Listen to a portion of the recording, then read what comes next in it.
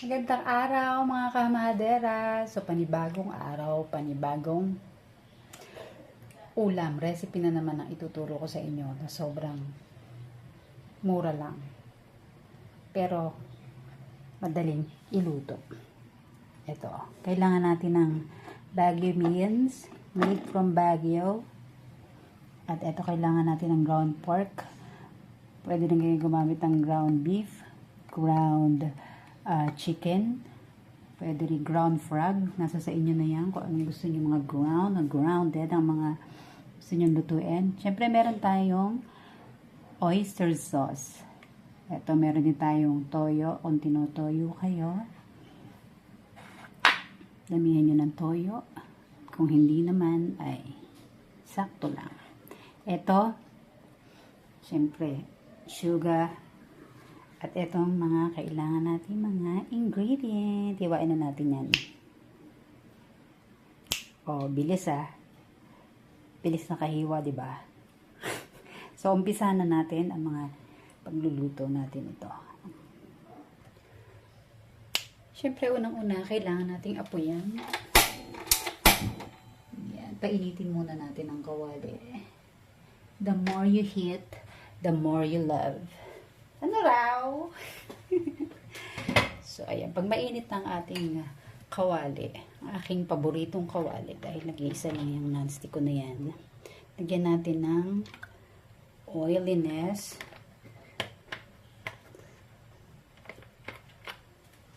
Painitin lang natin yan.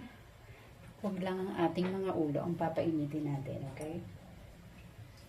Pati ang kawali ay painitin din natin. Okay, mag-uumpisa na tayo mag-isa. Tingin ko mainit na yan dahil pinainit ko na yan kanina. Okay. Ngayon, uunahin natin ang luya. Luya.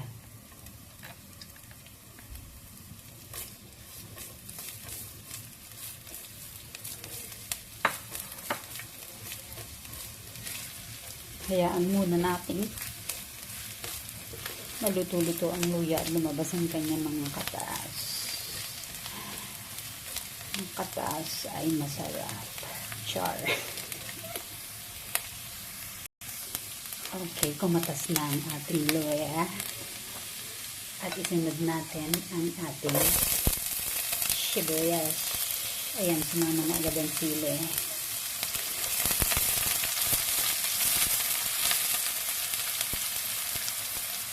Isama na rin natin ang bawang.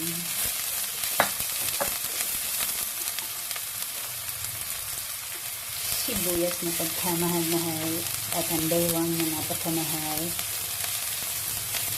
Mahal na yun ang sibuyas. Alam niyo po mga kamahal, galing ako sa palengke kaninang umaga. Hinagulat sa mga presyo ng ating gulay. Mas mahal pa ang mga gulay sa karne at isda. Ano nangyari sa earth? Hintayin lang natin maluto yan bago natin ilagay ang ating chili. 2 chili lang ang nilagay ko. Nasa inyo kung gaano karaming chili ang gusto nyo. Dahil the more you heat, the more you love. Sure. At oras na para ilagay ang sili. Ayan.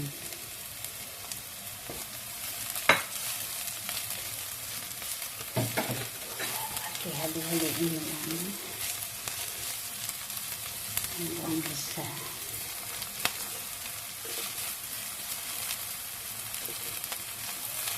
umabot po siya sa kanyang hangganan.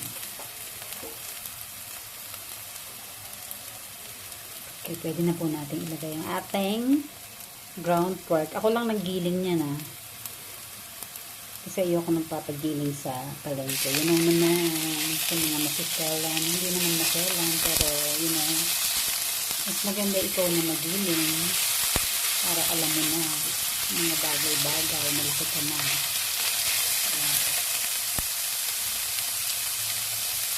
Okay.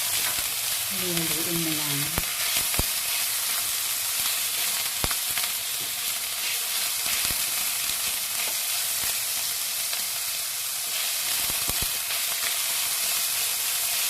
Okay, hintayin muna natin yung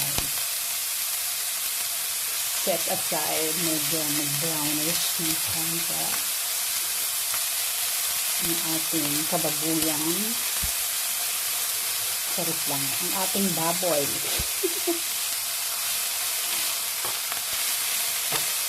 Ang bango.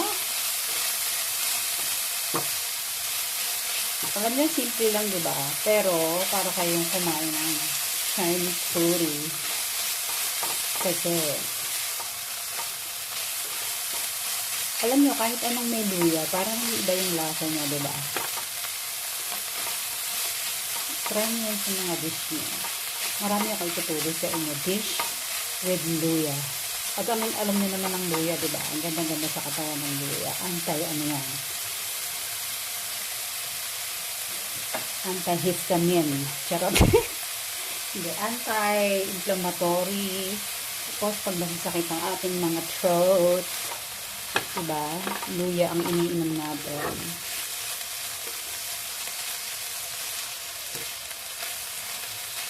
At meron siyang glutathione with ginkgo biloba E. Charot lang, walang ganun na. Okay, hintayin muna natin yung mag-set aside. Tama ng 50,000 halo na tayo. So, iwanan muna natin yan ng 48 years. Pabalikan natin yan. Medyo napalaki yung ground pork ko. Parang hindi na ito ground pork. Grounded pork na po ang nangyari dito. So, ang gagawin natin ay pakulaan muna natin yan ng 3 days and 1 minutes. Alright. So, ayan, buksan na natin. Tingin ko 4 days na po. Yep. Ngayon, oras na. Ilagay natin yung ating patuyaan. Patuyuan natin ng patuyuan. Ayan. At syempre ang ating oysterific. Yeah.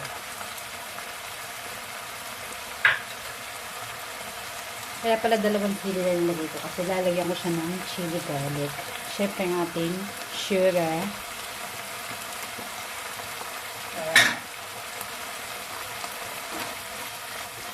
Syempre, halo-halo natin. Mix lang natin. Yeah. So, sinasarap ko. Sarap.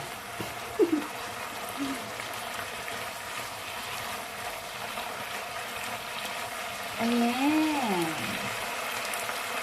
So, ihalo na natin ang ating Star of the Night. Ito. Ako, hindi ko na siya hinati-hati para pagkain ng anak ko ay marami siyang makain. So, yan. Kayo, hatiin nyo. Nagsasain nyo yung malaki ka na. Malaki na kayo. Gusto nyo na sa inyo yan. Anong pumipili. Sure. So, eto na. Yan. Eto, hindi kailangan overcook ha. Hindi yan masarap pag overcook.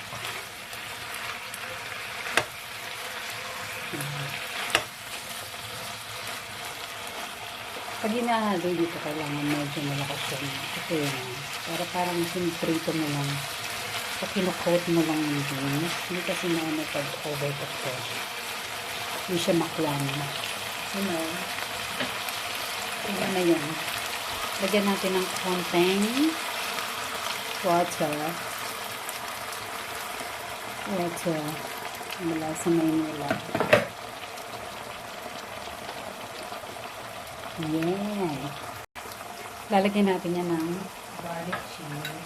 Siyempre, gawa ko. Konti lang. Mga ganyan lang naman.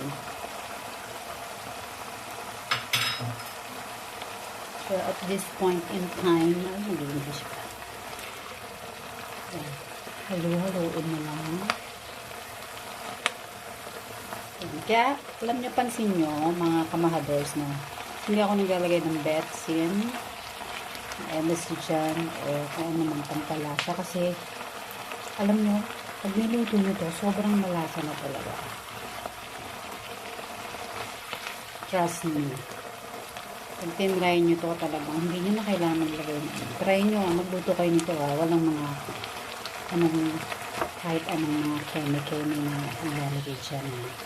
Yun lang, kung anong nakita nyo, yun lang nilalagay ko dyan. Alright. Alright, all yeah. Okay. Actually, pwede na to. Okay, patayin na natin ang kapitbahay. Ay, charot, ang ating kaapuyan. Okay, at ipe-plating na natin ito. Ang sarap yan, yung medyo crunchy, oh. Kita nyo? Oh. Okay, patayin na muna natin. At ito na nga, kamahaders, ang ating finished product. Ayan, ito ang ating kinimerut na baggy beans. Musok-usok pa yan, o. Yan. O, diba? Okay, gawin nyo na to. Siyempre, itatry natin. Diba? Papakain ng mga anak nyo. Pero huwag nyo yung mga ahanga na sa mga baby nyo. Yung anak ko gusto niya ng spicy. So, ayan. Try natin. Ingat.